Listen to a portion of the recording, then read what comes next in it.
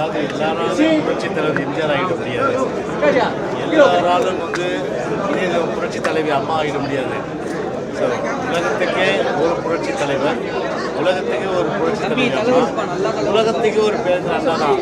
எனவே ஒரு தேர்தல் யுக்தி, அதாவது வாக்குகள் வாங்கணுன்றதுக்காக அவங்க யுக்தி, அந்த அடிப்படையில் வாக்குகள் பெருநன்ற யுக்திக்காக இந்த மாதிரி அண்ணாவுடைய திருப்பேர் அண்ணாவுடைய படத்தை உபயோகிக்கிறது, புரட்சித் தலைவர் எம்ஜிஆருடைய படத்தை உபயோகிக்கிறது, புரட்சித் தலைவரை பற்றி நாங்கள் பட் அதெல்லாம் எப்படி சொன்னாலும் சரி, புரட்சித் தலைவர் எம்ஜிஆர் ஆரம்பித்த இயக்கம், அதே போல் அனைத்து இந்திய அண்ணா திராவிட முன்னேற்ற கழகம், அவர் தான் முழுமையான அளவுக்கு சொந்தக்காரன் கட்சிக்கே.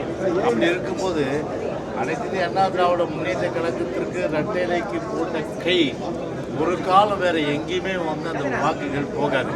அதனால் எங்கள் தலைவர் பேர் சொல்லாமல் யார் அரசியல் பண்ண முடியாது, அதாவது எம்ஜிஆர் பேர் சொல்லாமல், எங்கள் அம்மா பேர் சொல்லாமல் யார் அரசியல் பண்ண முடியாது, அதாவது அம்மாவை எங்களுடைய பேர் அண்ணா, அவருடைய பேர் சொல்லாமல் அரசியல் யாரும் நடத்த முடியாது.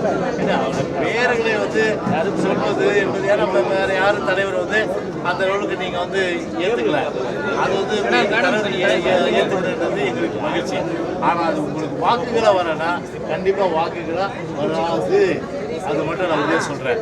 அது அதிமுக ஓட்டுன்றது, ரஷ்யா ஓட்டுன்றது காலகாலமாக அந்த கைகள் அதுக்கு தான் போகும். ஒன்று. ரெண்டாவது, புரட்சித் தலைவருடைய அந்த தியாகம், சிறைக்கு போயிருக்காரு, கிட்டத்தட்ட அண்ணாவோட பயணித்து அந்த காலகட்டத்திலே கட்சியை திமுகன்ற கட்சியை பட்டி தொட்டி வளர்த்தவர்.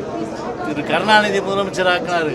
அன்றைக்கு 1967 ஒரு மாபெரும் வெற்றி திமுக பெறுவதற்கு, அன்றைக்கு அண்ணா முதலமைச்சர் அந்த காலகட்டத்தில் வருவதற்கு புரட்சித் தலைவருடைய உழைப்பு மிக மிக இருந்தது.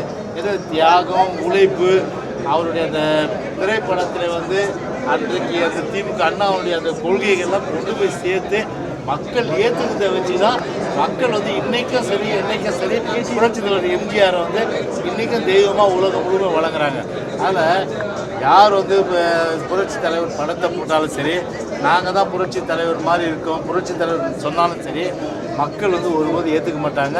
அது தேர்தல் யுக்தியாகத்தான் நிச்சயமாக வாக்குகள் பெறுகின்ற ஒரு யுக்தியாகத்தான் நிச்சயமாக கருதுவாங்க. கண்டிப்பாக வாக்குகள் அதனால் பெற முடியாது. பிளே ஸ்டோர் மற்றும் ஆப் ஸ்டோரில் இருந்து பாலிமர் செயலியை QR கோடு மூலம் பதிவிறக்கம் செய்யுங்கள். செய்திகளை உடனுக்குடன் பெறுங்கள்.